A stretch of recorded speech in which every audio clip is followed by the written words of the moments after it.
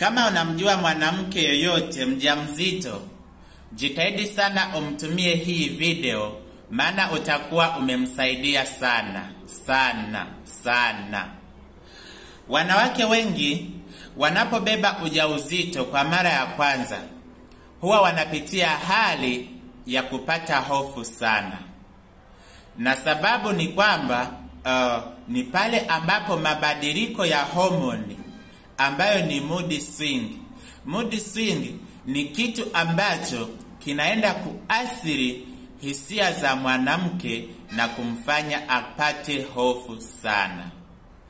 Lakini pia ikiwa mwanamke huyo anapitia hali ya kupata ujauzito, mwili kuongezeka kwa kasi au kupata kichefuchefu, wakati mwingine anatapika, hizi dalili pia zinachangia kumfanya mwanamke apate hofu sana. Lakini pia ikiwa mwanamke mjamzito anapitia changamoto hizi, ni kawaida sana kwa baadhi ya wanawake.